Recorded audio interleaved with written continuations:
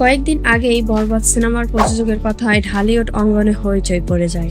তিনি জানিয়েছিলেন শাকিব খান অভিনীত বরবাদ শুধু জনপ্রিয়তাই নয়, রীতিমতো আয়ের রেকর্ডও গড়বে। প্রাথমিকভাবে আয়েরও একটা ধারণা দিয়ে বলেছিলেন সিনেমাটি শত কোটি টাকা আয়ের রেকর্ড করতে যাচ্ছে। এমন আয় ঢালিউডে অতীতে আগে কেউ দেখেনি। ঢালিউড ইন্ডাস্ট্রির জন্য আসার কথা হলেও এখন শোনা যাচ্ছে প্রযোজককে লগ্নির 15 কোটি হিসাব মেলাতেই হিমশিম খেতে হচ্ছে। আসলে ঘটনাটা কি, চলুন আজকে সেটাই জানা যাক। গতকাল থেকেই কেউ কেউ লিখছেন বরবাদের লগ্নি ওঠানো নিয়েই এখন চিন্তায় প্রযোজক। এমন প্রশ্ন শুনেই প্রযোজক শাহরিন আক্তার জানালেন এমন কথাগুলো তিনিও শুনেছেন, তবে তারা লগ্নি ফেরানো নিয়ে কোনো চিন্তাই করছেন না।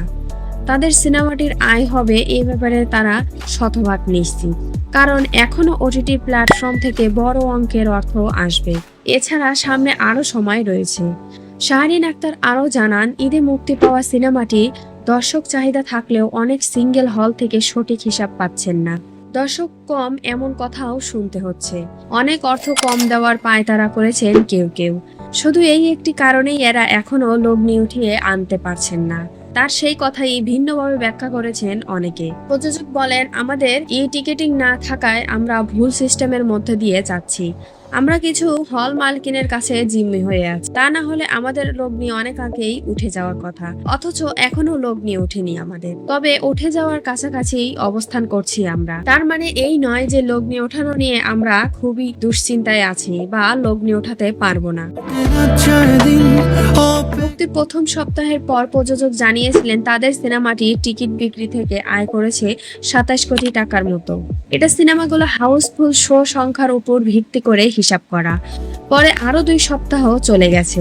এর মধ্যে সিনেমাটি মাল্টিপ্লেক্সগুলোতে বেশি সংখ্যক শো পাচ্ছে। নতুন সহ অনেক সিঙ্গেল হলে সিনেমাটি তৃতীয় সপ্তাহ চলছে।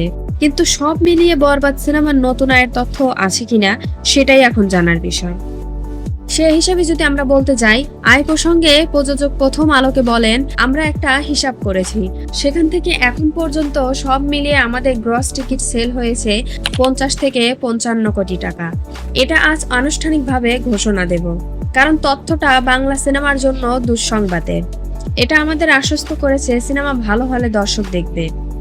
তবে প্রযোজকদের বাঁচিয়ে রাখার জন্য সিঙ্গেল মালিকদেরও সহযোগিতা করতে হবে, তারা শুধু নিজেরটাই বোঝেন। এই সময় প্রযোজক অভিমান করেন, বলেন বেশিরভাগ সিঙ্গেল হল ঠিকমতো টাকার হিসাব দিচ্ছে না। হল থেকে শুনতে হচ্ছে সারা বছর তারা কিভাবে চলবেন। এখন মনে হচ্ছে সিনেমা দিয়েই আমি বিপদে পড়েছি। তাদের সারা বছরের লোকসানের দায়িত্ব একটি সিনেমাকে নিতে হবে নাকি? প্রযোজক এটাও বলেন, সিনেমা হলের মালিকেরা তাকে বলেছেন তাদের লোক গেলে নাকি শো হাউসফুল হয়, অন্য সময় নাকি তাদের শোয়ে সিট খালিই পড়ে থাকে।